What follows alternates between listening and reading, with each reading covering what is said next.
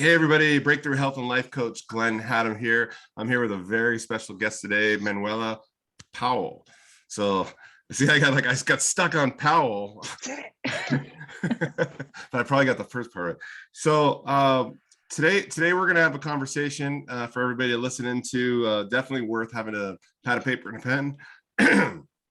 I'll excuse myself with everybody. I've been kind of fighting with COVID the last, I finally got hit with it. And so I'm sounding a little nasally today, but my spirits are high. I just got my 1,000 jumps with the jump rope. So it feels good to feel like the lungs returning and the sensibilities and the personality is back. So just, this should be an amazing conversation today, but I apologize for a bit of the extra nasal tone on my end of things. So there's not something wrong with your computer or your sound quality. But Manuel, maybe tell everybody what you're up to these days in Austin, Texas, and just share a little bit about what's alive in your life these days, what's inspiring you, and then we're going to talk a little bit about your career path and some of the different choices and the things that have been unfolded kind of parallel to these intentions. There were these intentions with family and also this work that you've been doing for quite some time that you had thought, this is my jam, this is who I am. And we're going to talk a little bit today about one's connection with our valued identity, our competitiveness in the world, our skills shared, and getting in touch with something deeper, that there's something even deeper beneath that, that work that often we get caught up in. And so I think there's a beautiful story for you to share, not to put pressure on you, but of how you unentangled yourself from that through a lot of mini miracles, so to speak. Yeah, I like that. Mini miracles. Oh, yeah. So, well, it's getting hot in Austin. It is going to be burning in probably a few weeks. But it's a really fun place to be. And as I told you, as we talked before, I have recently gone through a separation and coupling from my husband of 8 years. We have 2 little kids. They're 5 and 7. So the past few months have been very much reconnecting to myself a lot, which I have been doing for many years, but I think now it became even more intense because there was another one of those waves that sometimes comes to us. Okay, who am I again? What's going on? Because since I became a mom pretty late, I was 42 when I had my first and 44 when I had my second. So I felt like I was like a completely formed adult. Yep. That was cute. So a lot of things changed and I was like, oh my God, who am I? And then I kind of like, oh, okay, now I got this. And then once we decided to uncouple, was like, oh, wait, who am I again? When I'm not being a mom or a professional person, like who am I? And really I started diving into something that was always very hard for me, which is getting in touch with my feelings, as in sensations in my body, right? In my body in general. I was very much, I lived up here in my head. A heady version of emotions, not. Yes. So whenever the first person asked me, what do you feel? And I said, whatever emotion was. And they say, okay, where do you feel it? I'm like, I feel it in my head, obviously. Like, where else would I feel it? Like, no, is that a constriction in your throat? And whatever. I was like, what? I don't know anything that's happening from my neck down. So that has been super interesting. And so I started doing this, I went back to therapy and a technique that does deal a lot of that. And then I rediscovered a long life passion for dancing, which I don't know how I have stopped for so long, but it's one of those things that when you notice, I'm like, oh my gosh, 10 years haven't gone by and I haven't, why am I not dancing? And that's ingrained like from birth in your culture. I mean, where are you from? Where are you from? I am from Brazil, and for sure, yes. It's like, I'm just not gonna dance anymore. Like what? That exactly was crazy because and not only Brazil is very connected to music and dancing in general, but I always did everything. I did ballet, tap, jazz, and I always loved dancing. And even just like putting music in my house and dancing in my kitchen, like that was one thing that I literally did every day. And because my husband was not that he didn't like music or movement, but not as much as I did. Like I like ballroom dancing, I like literally everything. And so once we uncoupled, it was like, okay, what is something that's missing in my life? And immediately was dancing. And now it's just so nice because it is the coupling of body movement and getting to know your body more with just, you know, being social and being around people that love the same thing. And that, anyway, it's been really fun. And such a loud, potent, obvious connection with, like, as you're trying to move from the headiness that you had gotten stuck in to dropping into your body. And actually, for a lot of people don't know this, but a lot of people do nowadays, dropping into the sensations in the body. And that's where, like, really feeling and acknowledging these sensations that are moving and changing through the body, not getting sticky in them, but to acknowledge them. And wow, through dance, like having, like, I already have these badass skills, like, ingrained in me. Like, I can just really get in my body and move and process emotions and that energy, almost, you know, at just a black belt level. Like, you've already, it's like, duh. Yeah, and it was really interesting because, of course, when we decided to uncouple, it was a mutual decision, but still, it's a decision that made me sad. So a lot of times you can make a decision that is the right decision and it still make you sad, right? Doesn't mean it's the wrong one just because you're feeling quote unquote negative feelings. So I had a lot of grief about it, and I cried so much. And I am a crier. I cry, you know, watching diaper commercials for sure.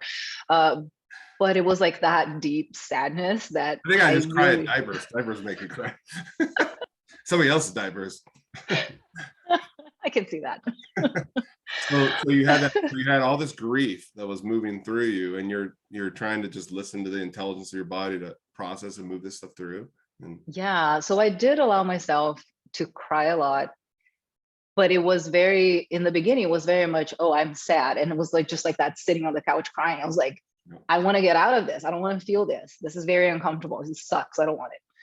And because I started therapy and taking care of myself and looking for, okay, what do I need right now to feel supported? I noticed I was like, no, I actually need to feel. And that's when I started, okay, what is that whole business of, like, what are you feeling in your body when you're sad? Okay, so let me check that out. And it was really interesting because I could see that the heavy sadness would move through my body like so much easier. And what happened was that, interestingly, I am a person who was always very emotional, I guess. When I'm sad, I'm very sad. When I'm happy, I'm very happy. But the level of happiness and joy that I have experienced since that, it was just so much. So, and not that, like, oh, now I'm not sad anymore, I'm just happy. No, like, there were days of, like, I am crying literally the whole day, and then the next day something really cool happened, or I saw friends or whatever it was, and I was just like, oh my God, just like so much happiness. And also feeling the feeling of happiness and joy and whatever positive things in the body, and being able to, now what I do sometimes, just like, I lie down in bed before sleep and I just think about one of these amazing memories, and I can, you know, you can feel feelings on demand. Your brain doesn't know. Like, if you think about something, you're going to feel the same thing. So just being able to pull that back, I think, has been the thing that has made me be able to work through the grief and the sadness. So taking a personal responsibility with your aliveness and what you decide to focus on and evoke inside yourself, and having immediate access to those things to shut it off or turn it on, but acknowledging, like, okay, I can feel the sadness and have a certain degree of calm or gratitude for that sadness moving through you. And it's not as sticky, but you're allowing a place for it versus resisting it. Yeah, I think that's exactly the difference, because before it was like, I do not want to feel like this. So what do I do? Oh, let me drink something. Let me watch Netflix. Let me scroll social media. Let me just I don't want to be here. Just some way to, like, self-soothe and distract and disassociate. Yeah, which is fine. I'm not bashing those things. I think there's, you know, for a minute there, I was kind of like, oh, am I trying to, like, numb my feelings with whatever it was? And at some point I was like, no, wait, like I cried for 2 hours today. I think I can sit and watch Netflix because it makes me happy. Like if I'm gonna watch a show, I don't watch anything that's violent or sad or whatever. I really don't. I watch comedies and I watch uplifting stuff. You try to Um, respect that these things outward can impact your system. So yes. Yeah, I'm very empathetic to all the things. So like I literally cannot watch sad things and not yeah, same. feel like I'm there. So I'd rather not do it because there's enough of that crap in the world. So I don't need it. Um, Which most but it of is, the crap in the world is all the Netflix stuff is, I always feel like, oh, they're trying to tap into something subconscious in me of, an unmet need or desire. yeah. And so a lot of us are going to these, we're getting trapped by these outlets. It's fun to engage with those things with deliberation. Like I'm deliberately going to watch Netflix right now and watch some stupid show or watch this movie that's going to take me on a roller coaster ride of emotions.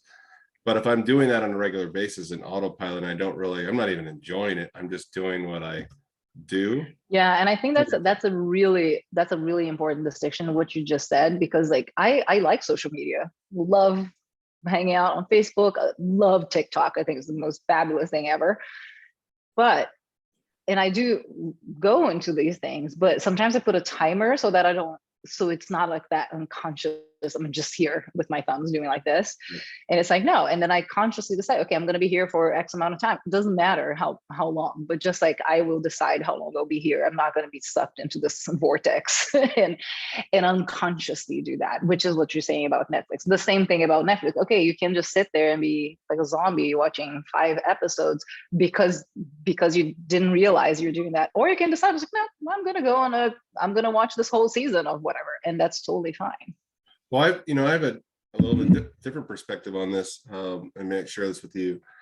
You probably heard of that grid of where you can, in these 4 quadrants where you can spend time doing things that are urgent, important, or you can focus on things that are not urgent but are important, and then things that are obviously, urgent and not important.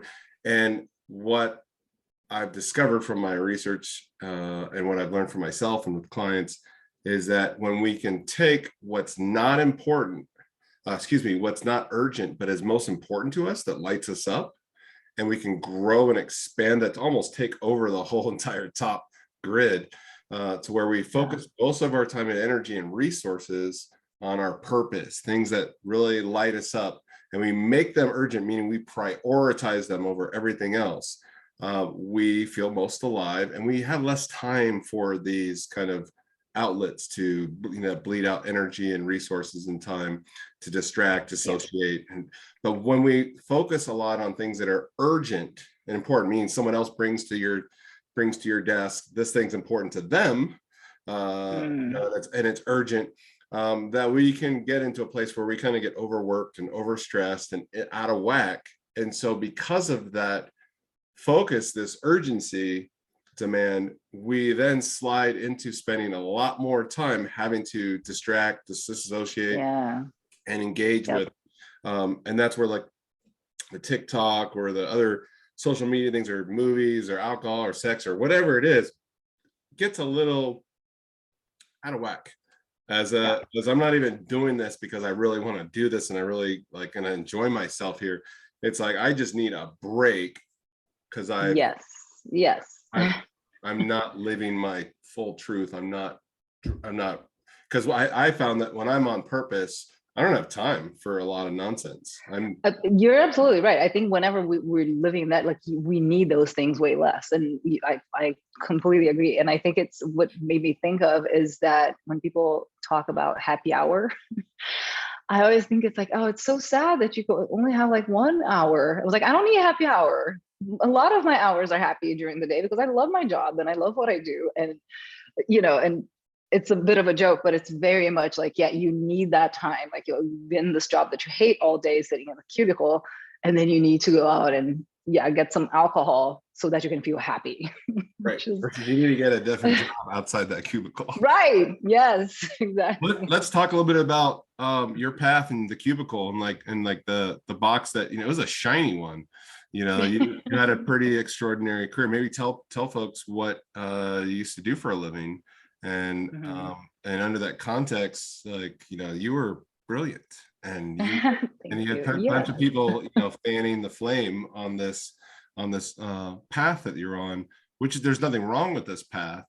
Yeah. But it had its, its lifeline, went only Yeah. so far. Yeah, exactly. So yeah, thanks for those words. I agree. I receive it. And yes, I was brilliant. Still am.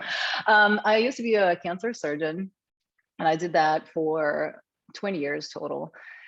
And I did work at Sloan Kettering, at Cornell, New York, and I had also a successful career in Brazil.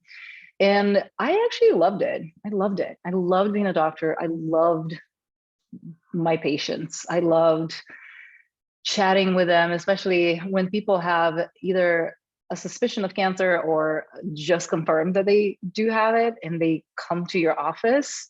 It's that moment where they're like, oh my God, just like, what's happening? Like my whole life is, I don't know. Am I going to die? Am I going to see my kids grow up? Am I, like all those fears and all this stuff. So I loved having, and I did breast cancer mostly. So there was a lot of women, sometimes young women who had young kids, and they were like, well, I don't know how to, how to even relate to this. And when they were young, like in their 40s and 50s, they didn't have friends that were going through it, because in your 60s and 70s you might have had already like some people in your circle to have gone through it. So it's kind of like, oh, this is the time. If you're going to have cancer, you're going to have it in your 60s and 70s, not when you're 40.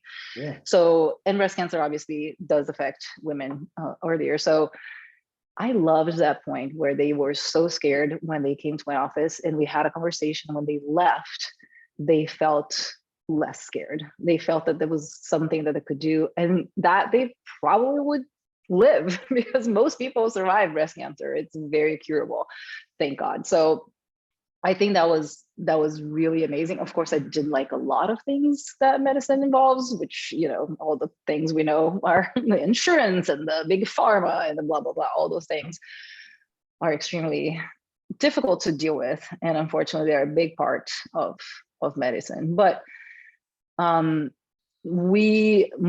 then husband and I, we lived in Brazil for 3 years after we met. And then we had our kids there. We had 2 boys. And we decided to move back to the US. We always knew we were going to move back here. And I didn't want to work like I saw my colleagues working when I was in New York, which was a lot of them didn't see their kids for like 5 days, 6 days, or just barely. And I was like, I'm not doing that. I'm absolutely not doing that. So how am I going to fix this? And very long story short, right? Because that was not an easy decision or an easy process. But I started, I started just looking like, okay, what can I do? Because in Brazil, I could work part-time. I had my own practice, but I didn't see that happening here because I was basically going to have to start from scratch. And this is like, I'm 45 at that point. So I was like, I'm gonna, it's hard to be in a foreign country as a woman, a Latina, and just like, oh, let me just break into this path. And I wanted to live where we wanted to live. I wanted to see my kids. I wanted to take them to school. I wanted to be home if they're sick, and so on and so forth. So I was like, okay, I'm actually I'm gonna quit. And so it was not like many people who are quitting medicine are quitting medicine because they're burnt out. They hated the environment's so toxic, which yes, to a lot of those things, absolutely true. And I did not love the toxic environment for sure.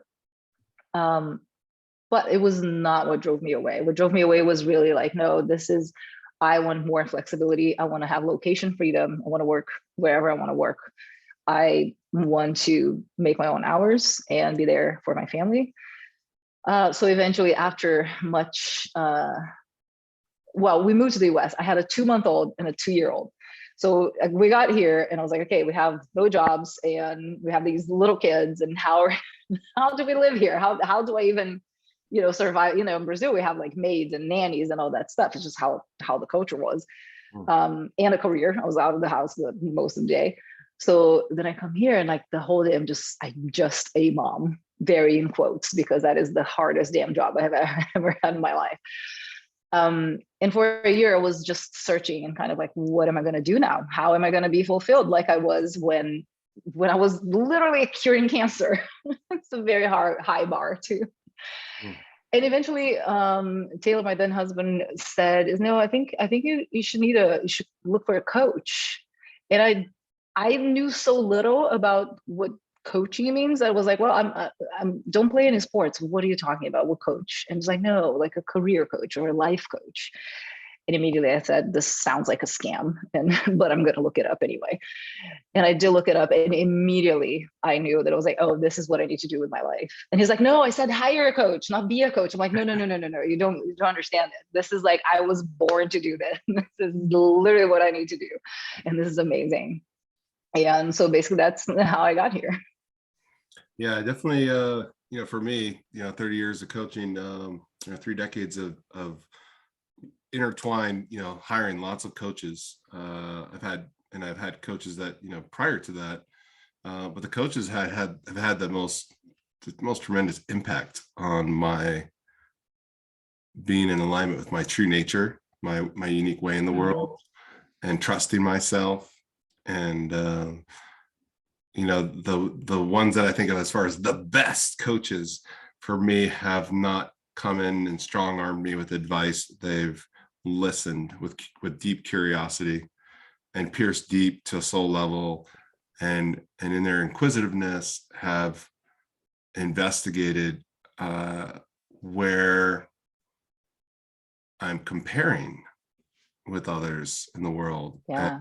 And how to not necessarily compete with my past self of yesterday, but to spread my branches out, and just really be more open, and more available, be more compassionate, turn the self-critic, quiet that down, put that on the shelf, and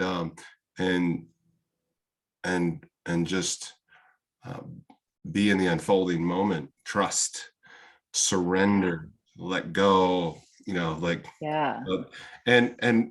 also acknowledging those parts of me that come alive, that are in contrast. But I think that's experience with coaches, and maybe it'll lit you up about the idea of coaching, and you're like, I'm in it, and I'm in life, and I know how much value getting in touch with my own wisdom to make these hard decisions that I'm right in my face, cannot deny, like, they have to be met. So tell us a little bit about that path of it, and of saying, oh my gosh, I've identified with this person all this time, and I don't have to abandon everything about me stepping into this new career path, but there's these aspects of me that have been living as a doctor, as a professional, as a mom. Like, these parts of me don't go away just because I put on a hat for a particular role. But maybe share a little bit about your journey with this and this opening. Yeah, absolutely. And to be clear, like, in the beginning, it was not like, oh, now this is what I am, and that's the end of the story. It was not like that at all. It was. What was it like? It actually took me a long time, whenever people would ask me, what do you do? To not say, I used to be a doctor and now I'm a life coach. Now I'm a life coach. Yeah. So eventually, because here's the deal, and this is the part that might be maybe too woo for people, but remember, I am a medical doctor. Okay. So I just think that woo is just stuff that science hasn't figured out yet. So I made all the big decisions in my life guided by my intuition, not by my brain. I went to medical school. I had never thought about going to medical school or being a doctor or anything related to that. And then I was in business school, and I dreamt for 2 weeks that I was a doctor. And I was like, I need to be a doctor. My parents thought I was insane. I did not say that I was dreamt. I said that I always wanted to. It was kind of because they would just, put me in a mental institution if I said that. But that was what happened. And with coaching, when I saw it the first time and I started reading about it, I did not know, because yes, I had lived in Hawaii for a year in an intentional community, and I had started a little bit of self-inquiry and personal development there. But I hadn't really I hadn't dig like super deep. So when I saw the coaching, I was like, oh yeah, that's great. That's cool. I'm gonna do that. I knew in my body that that was the thing, the same way with medicine, like this is what I need to do. And then when I started coach training, and you get so much coaching during coach training, that then you start looking into all your stuff and all your limiting beliefs and Oh, all you the things get that to you start here. Yeah, because you right. can't, I was because like, you don't wait, do I got. have to do this? Yeah. And so that was when I really, after this whole process, I was like, oh yeah, this is what I had. Then I understood. Now I can see. It was like, yeah, of course, I love this stuff, and I love looking at something, having a new challenge in my life, and be like, oh, okay, why is this hard for me, or why is this causing this? Whatever, like all that stuff that we do. I didn't know that when I decided to be a life coach. Any of that. The same way that when I decided to be a doctor or then a surgeon, I had no clue what actually cutting a person meant, because I had not done it, right? So it was just like, once I decided to be a doctor, I knew I would be a surgeon. I don't know why. If you ask me, I have absolutely no clue. But that was the thing. So it's kind of like those things that to me make total sense. It was just like, that's just how I know things. I just have this knowing, and that's how it is. But then I just really find it out with time. So with coaching and the whole like, oh yeah, I have to shed this identity, or like I have to, yes, still, I'm still me, but like, what are the parts of me that I want to keep? And what are things that are actually not me, but I thought were? Yeah. So that was very interesting, but it was not like, oh yeah, now I'm going to go and completely change my life and look at all my deepest, I did not know any of that. That was all like Yeah, a surprise, but it was a new welcome chapter is surprise. arriving. This new chapter is arriving, and then things, parts of you that can't go for the rest of the journey are shed, and Yes, they're mostly the things that are not necessarily inauthenticities, but they're just, there's aspects of you. You're still a surgeon, in a certain sense, that totally. you go in Yeah. with a client and try to investigate and figure out where the deep, I always say, like, I refer to myself as a surgeon with clients, because I'm going to make this tiny, deep down incision that's going to impact all the levels of vibration up through you. So we can either do things at Yeah. a very superficial level, or we can go deep. And we've got to go in there. We've got to prep and get ready for surgery. And we also got to Yeah. clean up, when we're done, we got to stitch things up. Yeah. And the work requires a fierce pierce, Hmm. from a very loving kindness place. But it's like, okay, I'm being called forth here. This person's needing me to lean in with my courage and my resilience, and hold space, a container from which to do some pretty, I like to say, I don't think of myself as an expert around people, but I'm an expert at the process of pulling those insights out and getting them to take the action steps that they need to take. Not to be a mini version of me, but to help bring about their highest self, and to get that quiet, Yeah. that other voice. And so maybe along your path of your Yeah. education, and you're exploring, going like, oh man, I didn't know this was going to be and peeling back to myself, and unveiling. Yeah. Yeah. And something that you just said, and also you said before about giving advice, or like, or necessarily what our experience is. Yes, all my life experiences contribute to me being able to be a coach, but I don't give advice. And actually, right in the beginning of coach training, I had an experience. Thank God I had that experience. I'm so grateful for it. We had a group peer coaching.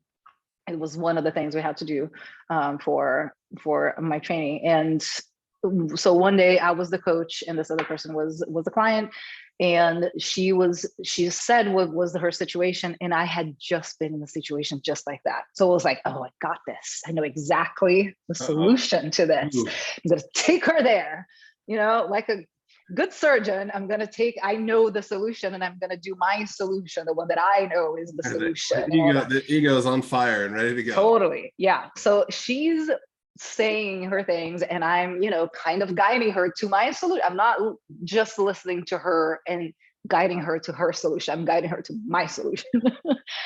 And I kid you not, she had to say 3 times something for me to notice what was happening. She said 3 times, yeah, so my aha moment in this was blah, blah, blah. She saw that 3 times because in my judgment, her aha moment for that situation was dumb. That was not the solution that I had planned for her. So I did not even listen. So once she said, no, I think I'm good, I think I got it, because I was still pushing her to what I thought was the actual solution. That taught me so much. And I'm so grateful for having had that right at the beginning. So I was like, oh, wait, my solution is not necessarily her solution. Wait, and her solution is not mine, because I think that's dumb. That would not have been the solution that I would have done. I'm bringing all this judgment and Oh my gosh, it was like beautiful. It was like horrible, but it was so beautiful. right. Very confronting. Yeah. Yeah. And, So and now I really don't give advice, and I might sometimes say something about my life or my experience, but it's very rare. I would usually just listen to the person. I was like, let's go and find what's your higher self and what's your truth, not mine, because mine doesn't serve you.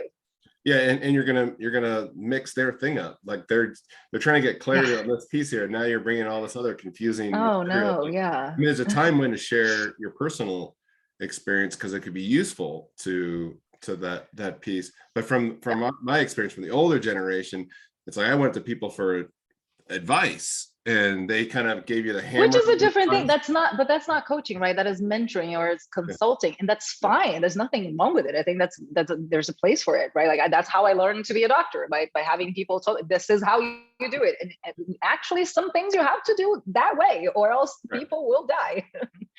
But it's not true when you're actually coaching, which is basically, and even if you think about sports coaching, which is not the same as life coaching, but I was watching this series about famous coaches, and one of them, I do not remember who he was, but he was saying he coached, I mean, all the biggest soccer players in the planet, and people were like, "Oh, how do you coach Ronaldo? How do you coach Cristiano Ronaldo? Whatever. Like, how are you gonna tell them to be better players?" And he was like, "I'm not teaching them how to play the game. I'm teaching them how to play in this team."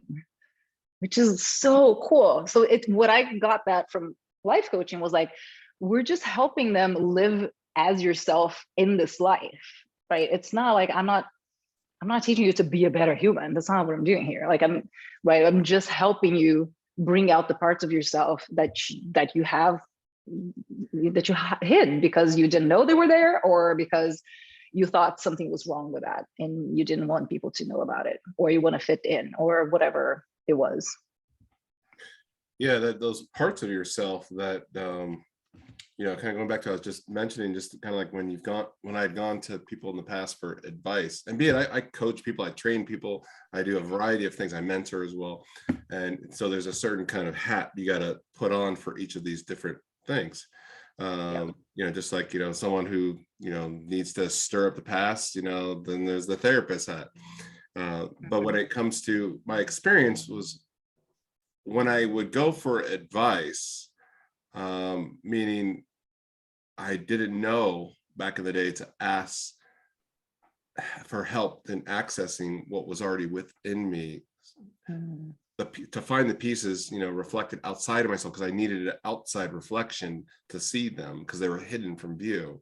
It's like having something so close to you that you can't. Yeah. The coach is like, it's right there next to your ear. Yeah, exactly. That is a great analogy. That's exactly. Yeah. You can't see the back of your head. So as a coach, you're just like, let me just tell you what's going on over here. Here's what I'm seeing, and I have that experience of being in men's groups, sitting around a fire and having, a bunch of men reflecting, hey, we all are experiencing this kind of impact of you when you're in your head, or you're expressing in this way, here's the safety of the feeling. And my experience often was when I go for advice, that person would be very committed to me doing that advice.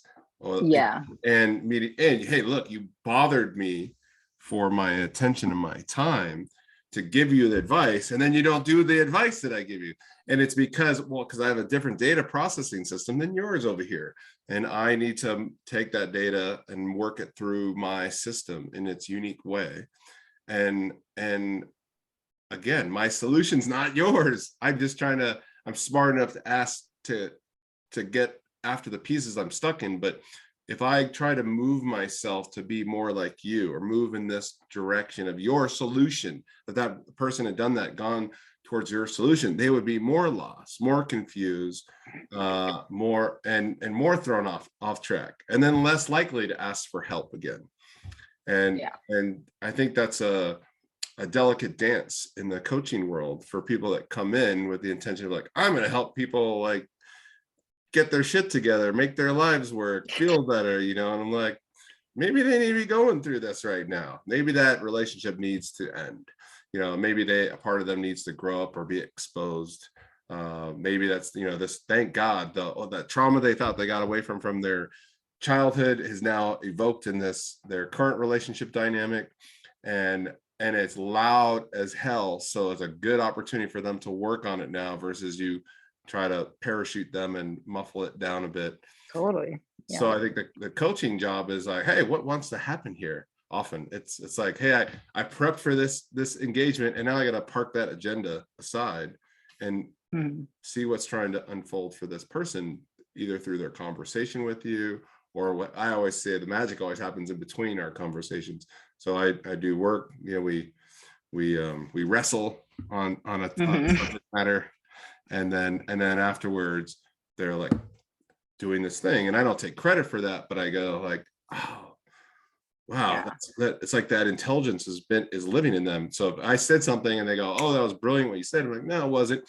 It's just resonating with something inside you that's like, I'm ready to hear that now. I'm ready to be exposed to that. Yeah, I love that. And also, even I see a lot of new coaches sometimes like, well, what if I say the wrong thing or ask the wrong question? First of all, there's no such thing, because even when I had a session today that I said that to the client, I was like, well, I don't know if this resonates or not. And then I said what it was, like, what I'm seeing is this. And sometimes I'm like, oh yeah, totally. And sometimes like, oh, that's totally not it. But that question brings something else up. And I don't care about being right. I just care about them figuring out what's going on underneath. Like, right. So it's not necessarily that maybe the correlation I made is not right, but they can see that, oh no, but something else came up from that. Or they say, oh no, it's actually not that, which is good, because I was also thinking that was it. And, so it's just, I feel like it's just, we have such an easy job.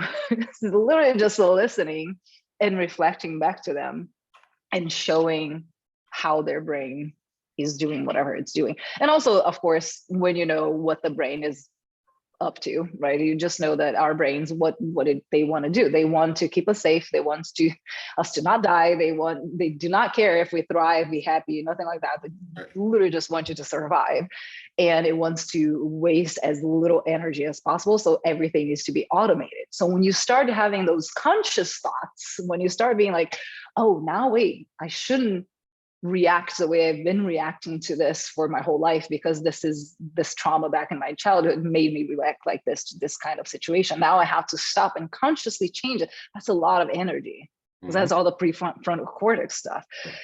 And the brain does not like that. So when you start on this path of changing your thoughts and, the personal growth and all that, your brain is going to be like, no, not doing that at all. So there is also a point where you kind of need to just know that it's going to happen, because a lot of people quit in that part, and they're like, oh no, this is too hard, I'm just going to keep living my life. Work being, like, people will sign up for a therapist, and then about fifth session in, they're like, screw this. Oh yeah, this is not working. This is now, but no, it is working. The agitation is, things are alive now, percolate all the right, because they start feeling worse, and they think it's not working, but like, it's feeling worse because it's bringing up a bunch of stuff that you need to let bring us, so that they can go. And that's one of the reasons I used to do 1 month session or 1 month packages, and then I did 3 months, and now I only do 6 months, exactly because of that. Because a lot of times in 1-3 months, you start poking around all the things, but they still don't know how to replace the crappy stuff with the good stuff. And they're just like, oh, this is horrible. In 6 months, most people will have, okay, you have time to work through that, and then integrate the new stuff, and know how to live the conscious life that you want to continue, keep living from then on. Yeah, because there's just this automatic reaction from the nervous system of like, I I know I need to change. I want to change. I want to go to get out of my comfort zone. But when it comes down to doing the effing work, it's Yeah. like, I don't know if I could do this. Like, I don't know if I could. Right. And the coach is there is more of a guide. I think of Yeah. like coaches as more like I think of myself as kind of like a Sherpa. I'm like, I'm here to like Yeah. knock it all on here, and like we're gonna climb this impossible thing here. Right. And it pretty soon into our journey, we're not going to see the starting gate. We're not going to see the top of this thing. We're going to be in Yeah. the thick of it. We're going to be in the trees, and we're going to be just doing the work. And the work is messy. And often, like, I, you said, earlier that, when folks would come to you, you like, I enjoy it. They come in and all in terror, afraid, and the shock, find out they got cancer, and then they leave feeling less fearful and everything. Me, I'm like, oh yeah, I kind of like it too.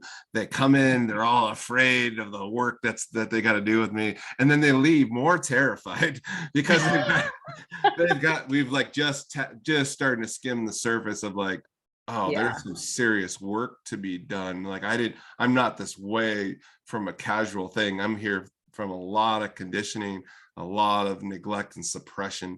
And the only way like I'm going to transform things is to express things out. And when things express things out, they stink up the place at first. It's messy. Totally. It's not, Yes. it's a death and rebirth, another death, another Absolutely. rebirth Yeah. over and over. And so, like,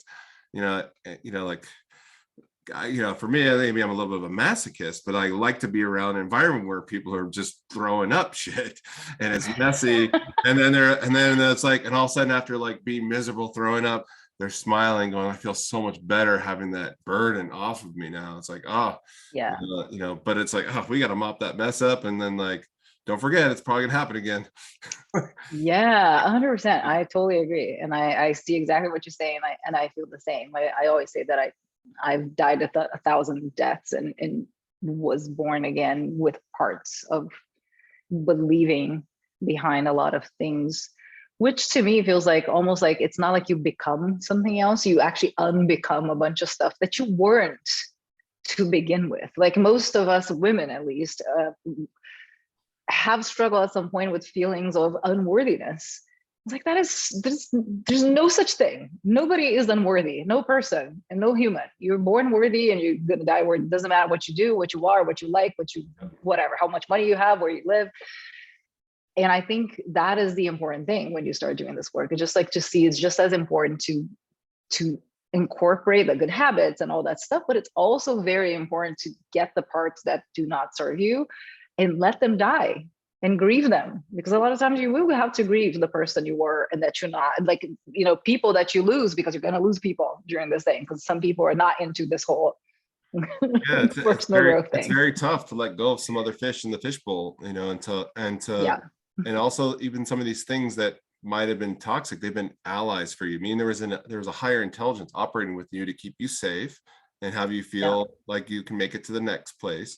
So, I've often watched clients and friends as they move into new chapters of their life, they have to relinquish, in tears. Even like I remember watching a friend, brother, just handing over the tobacco, saying, I can't use you as my ally anymore. You were a resource for me to de-stress. Then you became a resource for me to drop in.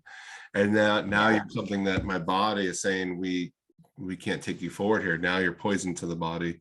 And I need to relinquish my ally, who's, it's like Han Solo giving up Chewbacca, being like, hey, we've been through some crazy adventures, but you're not going forward on this next piece.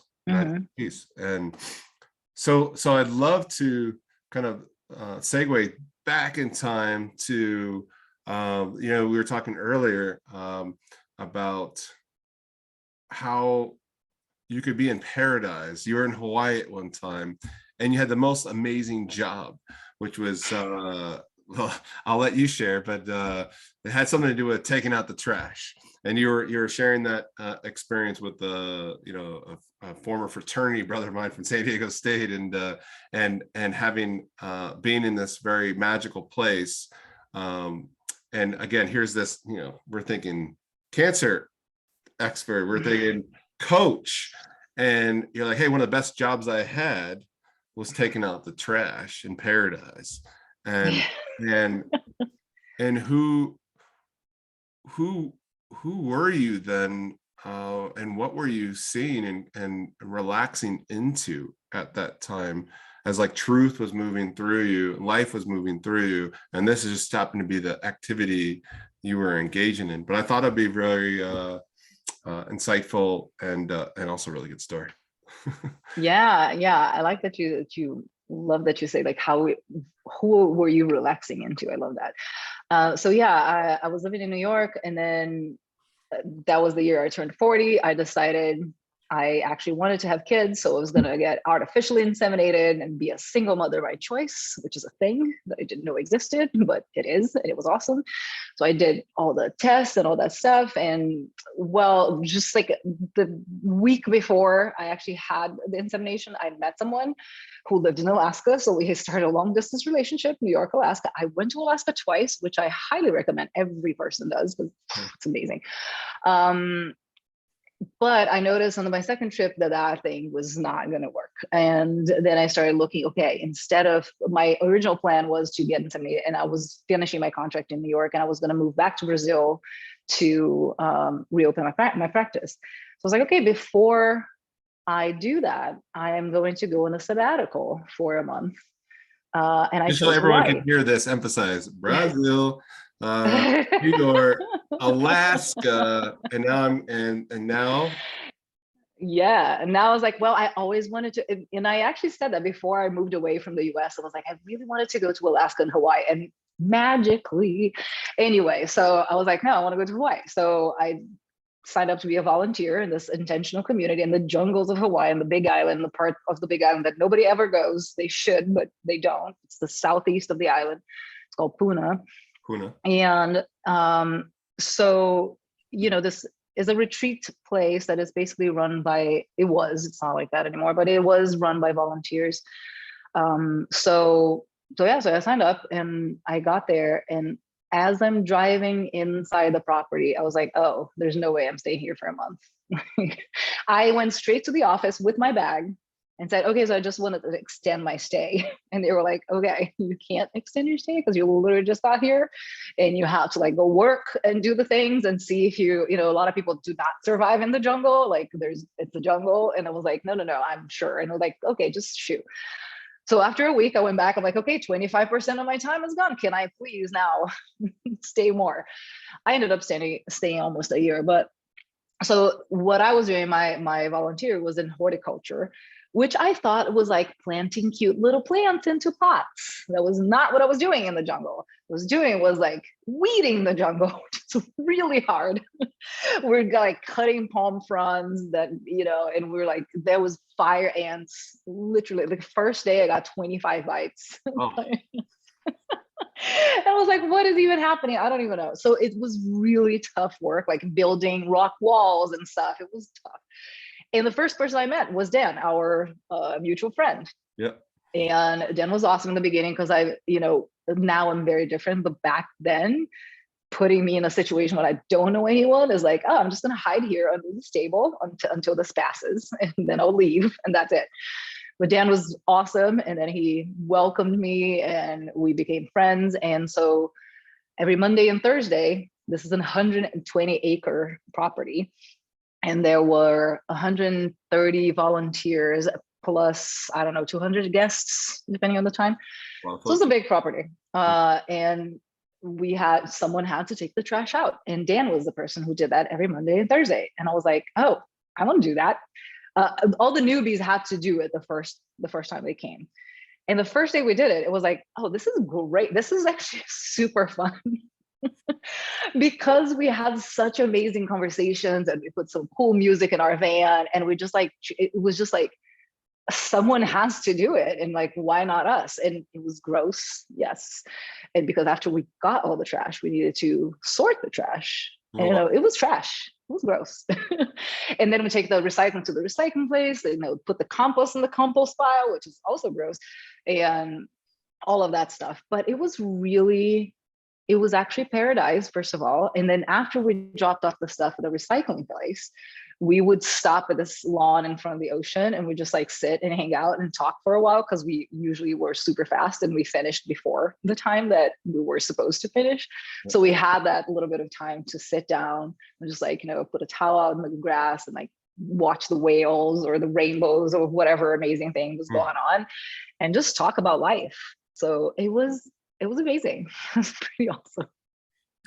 I can think of a lot of clients of mine that would love to send their kids to some fire ants and trash sorting, paradise, versus some of the other expensive programs they've attempted to try to get their kids on the right path.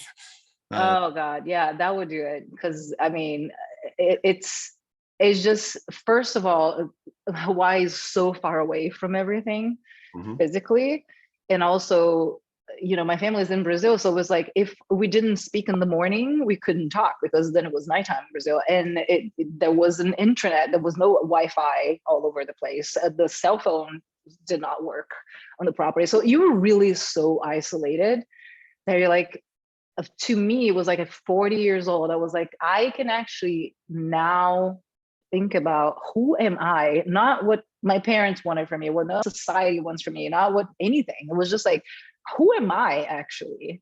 And that was the first time I could do that, because I was away from all these things in the jungle. Seeing the Milky Way every night, seeing rainbows all the time, seeing whales, just like being in that magic of nature, and just like, why isn't everybody here? Why isn't everybody doing the trash here? Right.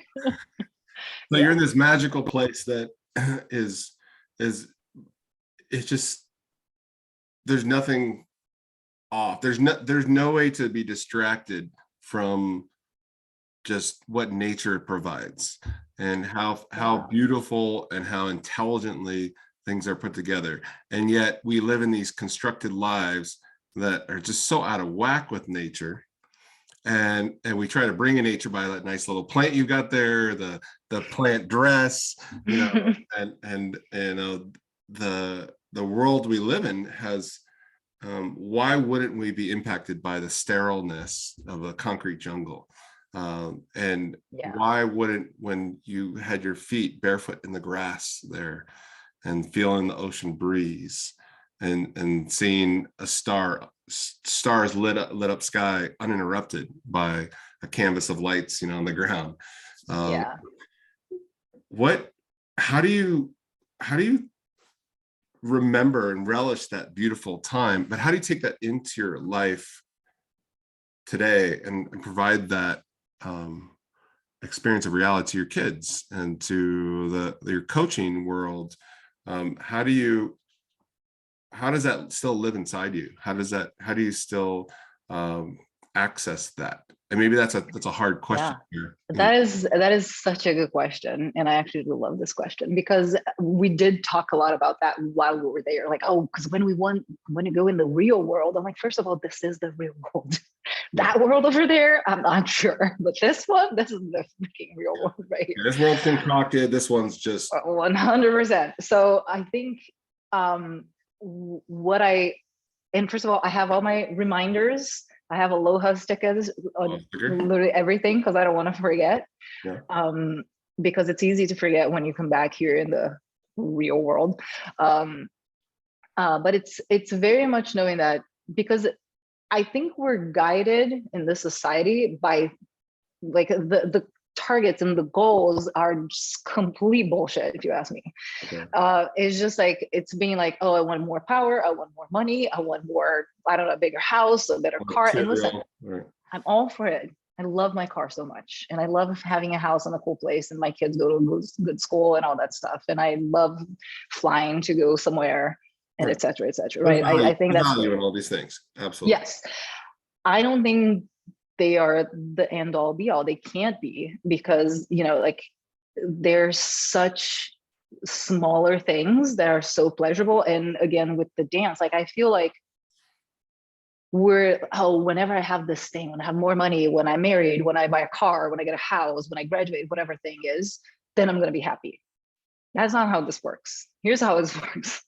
You start being happy now. You start appreciating all the stuff that you have now. right? Like, as you say, in Hawaii is so easy because everything is like, like, you know, obscenely amazing. Right. But these things happen here too. Like, there are perfect moments in every single person's day. I can promise. I don't care who the person, you can be homeless and sick and all this thing. There are going to be tiny little moments. They're going to be like, oh, this is a really great moment. Like something, I don't know. Sometimes, you know, if I'm in the Sunday morning, my kids wake up and come and lie down in my bed and just hug me, like, that's freaking perfect. That's amazing. I don't want to wake up at 6 in the morning, but when they do that, it's like, this is so cool that I have these two humans. Or if you're outside, and here in Texas, the sunsets are really bitching. They're amazing. So just look at the sky. I'm like, the sky is red right now. How insane is that? You hit this pause. It's kind of like my Yeah. dog when he rolls over in his back and he's like, rub my belly. Be Okay, here you now. see a dog doing that. Like, if you Yeah. watch a dog, like there's a giant dog park in front of where I am. And just like, if you go there and just watch dogs, they're just like, everything is amazing. Just throw this ball that you've done like 700 times and I'm still down for it. Let's just go, you know? So like having those things, like or even, oh man, I just made this food and this food is so good. Like having those things is what's going to give you more of those things, because our brains will see more of what you focus on. So when you start doing the appreciation thing, right? Like, I appreciate this, you are going to see more things to appreciate. And things are just gonna, the things that you want, the whatever, if it's the car, the house, the whatever thing you want, when you start feeling like that, and that, what I said in the beginning, just closing your eyes, like, oh, that moment was amazing. Let me just be there again. I can close my eyes and be in Hawaii right now, right? Because I remember, like, your brain doesn't know the difference. You can just literally just sit down and like, let me invoke that memory. Obviously, it's not the same, but you still can do that. And most of us, instead of doing that, what are we doing? We are reliving the shitty stuff. We're reliving like, oh, my boss was such a good, and you tell that story to like 5 people, and then people like commiserate with you, and then you just get madder and madder, attracting more of that negative energy. Totally. So am I hearing you as like, as far as like a bit of a formula of taking that lens off and being able to see things, it's to evoke that and to access those moments. You don't necessarily just have to be luckily stumbling upon them.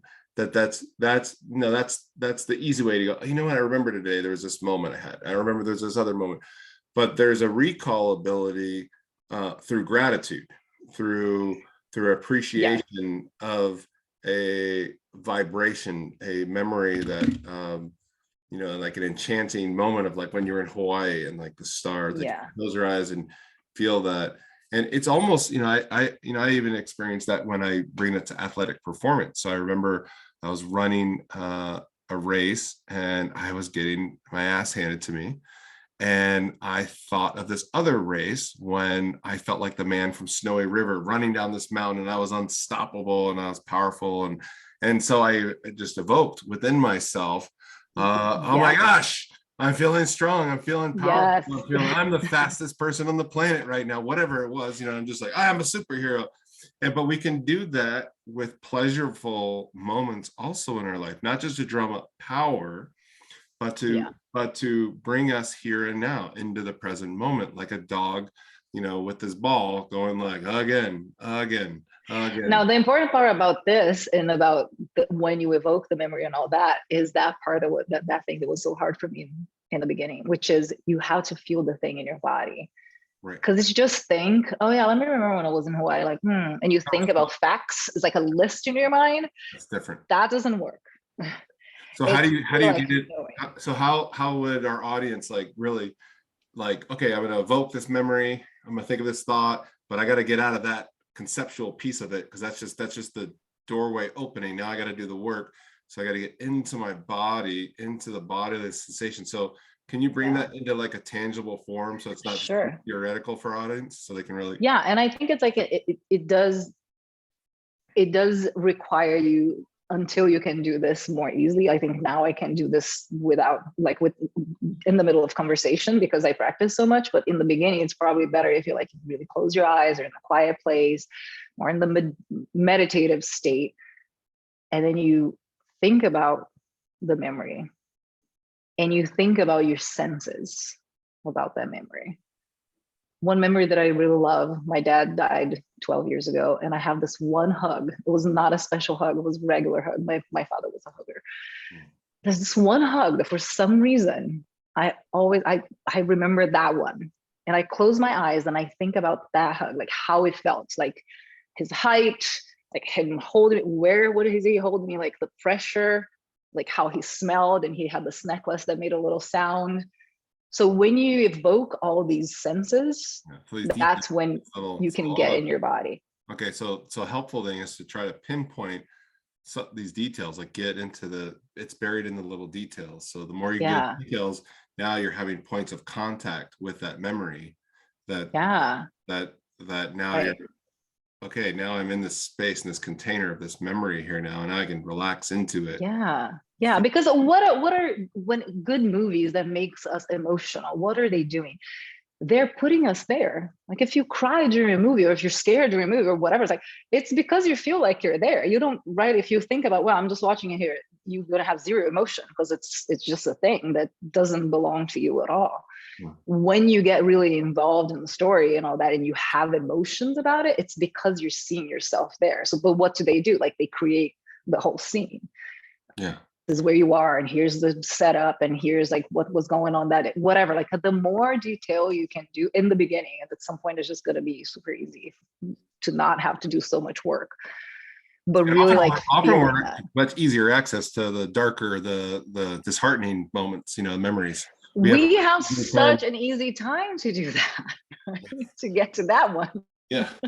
But it's just that it's just because we're so used to doing that. The negative ones are so used to reliving and hating and being angry and all that stuff. And every time you tell the story to someone, you relive there in your brain. Re-traumatizing yourself and putting yourself back into a pit of shame or whatever's going on.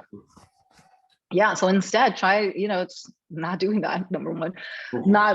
Don't ever say negative things, but just like, don't relish in like, let me tell you this horrible thing that happened. Oh, I went on a trip, yes, but I sat at the airport and then blah, blah, blah. I was like, fine, we don't need that. How was your trip? Let's focus on that part, right? You went somewhere. It was like not here. Like what was that all about, right? Like instead of just focusing on the negative. Why do you think people do that? Are they trying to resolve it? Are they trying to unhook themselves? And that's the only way. It's kind of like, I'm going to think depressive thoughts and then I won't be depressed. I think it's literally just habit. It's just what we've always been doing. And that's what media tells you to do a lot of times, because if you see, like in the good old days, you'd had, some news in the morning, the newspaper, and there's probably the morning news, and there's just evening news, and it's the end of the story. Now you literally are like, you can be swallowed by news the whole day. And because they want you to be connected to them, they're just going to keep feeding you all these horrible, and there's this one more detail about this horrible tragedy. Don't go anywhere because we're going to tell you. Instead of like, I cannot tell you how much I cried last week. I live in Texas. I have kids in elementary school. I cried so much, right? But I did not see a single piece of news about it. I don't want to know what people did. I don't know. Like, what can I do? Can I donate to something? Can I help someone? What are the things? And if I can't do anything, I'm like, okay, that was super sad. Let me grieve it. Right. Let me respect it and honor it. But I don't have to live there. I don't have to. Oh, do you see what happened? Do you see the last thing? Like, let's talk about it. And let's get caught up in the superficial play and thinking and worrying. Versus you allowed yourself to feel the emotions, the fear or the sadness. You held a space for them to move through you. And you're also, I'm not going to let the addictive mind get caught up in that game. And the mind, you allowed your mind, you direct your mind to focus more on what can I be proactive with? What do I have control over? And what exactly. So yes, that is a great way to put it. And what I have control over is how much I want to be engaging with the storyline and how I want to interpret that. And then even my interpretation of my interpretation, that causes the real suffering and the stickiness. And that, next thing I know, I've got a group that I just get together with to talk about this every day. Yeah. So the thing is, like, it's really habit, and it, unfortunately, there's a lot of people around that love that, and they will want to talk about it, and they want to just relive it, and just, either the tragedies of the world, or your little tragedy that you were, sitting outside for 2 hours in line to go do whatever. And the hard part about this is that a lot of times you have to tell these people to, like, my family knows about this. I'm like, do not send me news. I will not talk about things. I will not engage in 3 hours of complaining about blah, blah, blah. No complaining, no nothing. Because what you're doing, you're teaching your brain to focus on that. And it's not to gaslight yourself that bad things don't happen. Bad things happen all the damn time. But then when they happen, you actually suffer. You're not like, you feel them, and then they're gonna, start decreasing their power over you. And then you continue to focus on the other thing. Because in the same day this whole tragedy happens, I mean, I was happy about the fact that my son did not hear about it at school. I mean, that's something to be super happy about, right? So it's like, okay, now I can relax. I don't need to worry, because worry is just like living the shitty situation before it happens. So we feel like worry is like, oh, if we worry, we get prepared, and we can be like, how many things that you worry about never ever happen, right? And not because you're worried, just because they Yeah, so it's such a psychological, I'm doing this to prepare for the worst. No, versus like, here's what I'm going to say. Just know that you can take the worst. When the worst come, if you really align and you live in your, like, you guided by your, whatever you want to call it, God, the universe, higher power, intuition, whatever it is, if you live by that, you know what to do when the worst happens. And you don't need to prepare. Yeah, just go forward, trust, surrender. Yeah. So what I'm hearing today, a really important note to take down is, what's the point of all that worry prep? Like, can you relinquish that? Can you make a decision right now in your life to let go, to trust that, I experienced that with climbing. I've been doing some crazy climbs, and, a lot of lessons for me that's been alive is, often I can't see the whole course. And even though I teach it and preach it, the how-to shows up along the way. That you don't need to know the whole entire ladder. You just gotta, what's your next step? What's your next move? And sometimes what's been recently happening for me is, I have to take a step out into the unknown, into a scary place, and trust that what will be revealed to me will be the next step, but I can't see it from the current place I'm at. And so imagine, this is a beautiful metaphor for life in general. That's a little what we're doing. We don't know. We don't know. And if that's kind of like, if you see that over and over in nature, get in alignment with that. Start to shift your beliefs and your principles, your way of being, your nature, and like to align more with nature, and align more with, like, I'm choosing what to engage in. I'm choosing how I show up. I'm choosing not to just do things, but actually bring my being and my essence into the activities. And if I catch myself getting caught up doing too much, that I'm losing my balance with my self-care and self-responsibility, or I'm losing my way, my nature, slow the fuck down. Slow down and go, 100%. Okay, this is the pace I need to go at. I can speed the pace up in relationship to how I'm experiencing life and how life is experiencing me, because I'm here to be a human being, not a human doer. And so, yes, taking action in your life and taking steps, but again, like, I listen to my dog reveals to me, like, hey, you're missing the moment right now.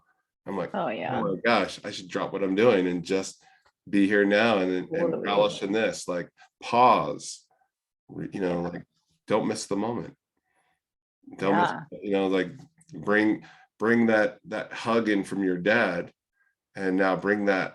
How do I bring that to my kids? How do I bring that to myself? How do I bring that now to the world? How do I even bring that to a stranger? Like, imagine everybody is not a stranger. Danger.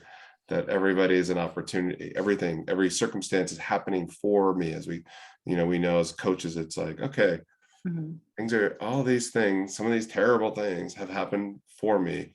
And I even look at when I've escaped certain situations in my life, I called them forth. I was the one that whispered it to the wind. The wind came back and said, you asked for this, and this is what you're Yeah. needing. Like, you're manifesting this. This is like, we're here. There's creative power here. You're co-creating with life, Yeah. and being able to, I think our conversation today is just about trusting life, trusting our highest self to come through, trust that, like you said earlier, worrying is like, what's the point of worrying? Like, it's not going to go down that way anyways. That's just one version of a universe of infinite possibilities. Yeah.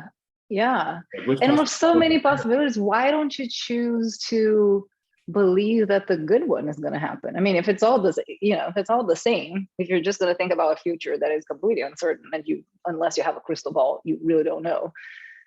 Why not choose to envision the one that's going to go great for you? Like, one technique for athletes that they do is like they see themselves running the race or doing the thing, right?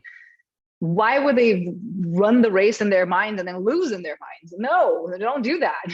You win in your head, right? Michael When you do Jordan's that, not shooting hoops and imagining a missing. no, that's not what you do. Can you lose? Sure you can, but like, are you gonna think that in advance? That's the one you're gonna choose? No, you can pick whichever. So why do you think people do this autopilot stuckness? Why does it happen? And it's happened to me. It's happened to you. Like, it'll happen again. We'll be like, oh, here I am doing it again when I know better. Why do you think? I think it's because the brain wants to protect us, and disappointment is bad. We don't want disappointment, right? So like, we disappoint ourselves in advance so that we don't get disappointed. So then we don't right? do it. Yeah, I was like, I'm not going to do it. So I'm just going to disappoint myself, because if I do it, I might fail. So you're just failing in advance now because you're not trying, right? In considering failure, this horrible thing, if I try this thing and it doesn't work, it means like I'm a bad person. No, it does not. It really doesn't. Or it means whatever, right? It doesn't. If you try something and you feel like and I have this thing with my kids. I'm like, when my kid, the oldest, started school, the younger one's not at school yet, but he was very much like, oh, if you make mistakes, you're not smart. And I'm like, oh my God, wait, what? What's happening? I say, okay, no, listen, you have to make mistakes and all this stuff. Mistakes are actually how we learn. And then I explained, and we talked a little bit about that, right? Like how, now you learn that this thing doesn't work and whatever. And now it's a thing. Like, every time he gets frustrated about something, oh, but I did it and it was wrong. Like, hey, but how did we learn? He's like, I make mistakes. And I asked them, like, okay, what did you fail at today? What mistake did you make today? In the beginning, it was like, oh, nothing. But I was like, okay, I'll tell you mine. And I tell whatever happened in my day that, in the way that he can't understand. And I was like, so this is what happened. I messed this up. And then I learned that this thing. And when I started doing that, then he started saying, oh, yeah, no, I did that too. Like, I did the wrong thing, blah, blah, blah. I was like, oh, what'd you learn? Oh, that I have to actually listen to the teacher. I'm like, okay, that's great. Cool. But not to make like failures and mistakes like this bad thing, just like, yeah. And then we high five. I'm like, good job, failing on something. I look at, and I can see a moment when you're in the car with the kids and they're sharing about the day. I can see this future moment of the smirk on your face when your kid just says like, I made a mistake today. They're lit up. Oh yeah, they're like, I'm failing my way into success. Every time I fail, it means I get feedback, that information that I didn't have just yet. Now I got that new information and I can make the appropriate adjustment. And now I'm closer, and now I can do, exactly. And now this other thing opened up for me. And like, oh my gosh, this is fun failing. Actually, failing means like I can take that initial frustration and I can take that energy and channel that into a greater creation, or more, I'm closer, I'm more accurate. I didn't know this stuff.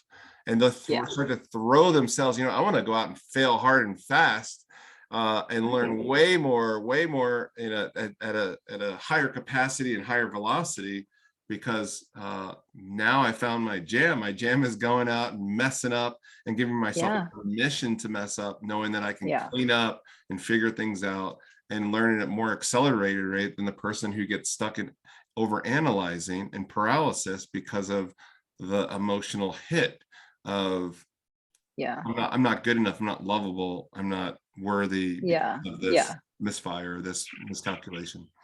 When you know that you can't die of a feeling, you can be disappointed and you're not going to die. You can be embarrassed and you're not going to die. You can have shame and you're not going to die. Like all these things, like when you learn to be with all the emotions, and just like, okay, yeah, this sucks. Does not feel good to feel embarrassed. Mm-mm. But here you are. Did you die? No. So And we're I good. found that to be the most beautiful part of the work, when one starts the work of moving from the head into the body, asking yourself questions like, do I give myself permission to feel this feeling that feels annihilatory? And only to Yeah. discover that, oh, I can be washed over with a deep sadness or grieving, and be like, okay, I'm giving myself permission to feel these sensations in my body. And I'm surprisingly calm, grounded, have all this Yeah. loving kindness while sadness is also existing, or whatever Yes. emotion that had tormented me that I would run from and resist. And as you know, what you resist persists. It just kind of piles up and eventually blows up. But all of a sudden, you've got access, when one starts doing the work of being with their emotions and realize there are these sensations, just like a tremor going through your body.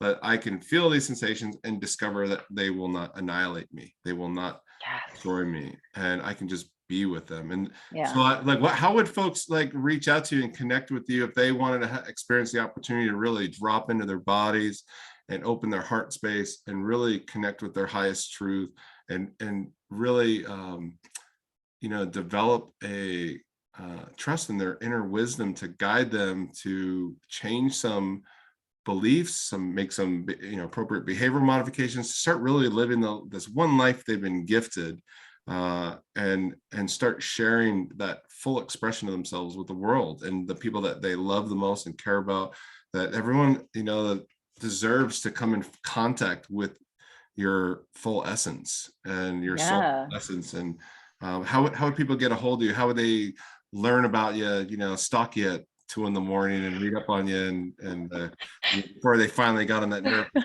call to reach out and ask for a conversation? How would they begin that? Yeah. So I am in all the places: Facebook, Instagram, TikTok, at Dr. Manuela Powell.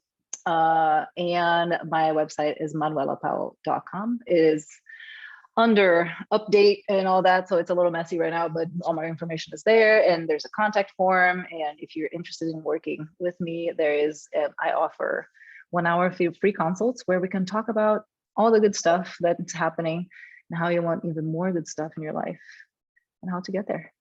And I love connecting with new people, so if you want to friend me on Facebook or find me on Instagram, or TikTok is my favorite, but I do post more on the other ones. Well, Manuela, I I love would hanging love. out with you, and I'm appreciative of the time we have today. And I know that anyone who gets the opportunity to sit with you one-on-one and be in a heartfelt, honest conversation, something's going to shift internally. And when things shift internally, end up being massive waves, kind of uncontrollable, of Yeah. change happening, transpiring in your life. And so I can't see where an individual who reaches out and connects with you isn't going to have something seated, that's deep within them. That's at least for me. I live with, there's aspects of me that are all screaming out, yelling out for, hey, I want attention, and I want Mhm. intention brought, and I want transformation brought about. And it's hard to do that on our own. And if having an incredible coach that has a knack and an innate ability to sit with and be with whatever is going on in your world without judgment, can sit there and just be and see you and reflect a deep seeing of you, an understanding of you in such a short period of time.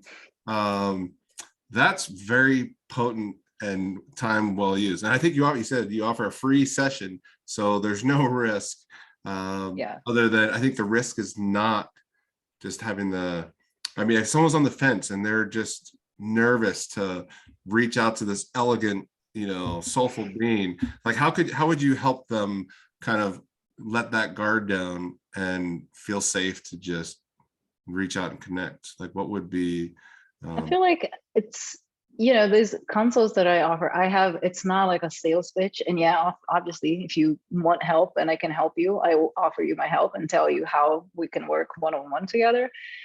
but I really love doing them, even when people say no to me, because as long as it's a powerful no, it's not a no based on fear. If it's like, no, this is not right for me right now, which is what we aim for in the consult, is like just making a powerful decision, whatever it is. It's just so fun to talk to people about their dreams and be a steward for that and show them like, no, this is actually possible for you. So it's really fun and exciting. So I just think if you're on the fence, just get on there and then we'll have a conversation and you'll see there's no pressure at all. There you go. Well, I just want to say thank you to our audience and thank you to you. I'm so appreciative of our time today together, and anytime we get to share. I just want to say thank you and tell everybody to stay tuned for the next episode. And thank you so much for having me. Very welcome. Very welcome. Appreciate you. Okay. Bye-bye, everybody. All right. Bye.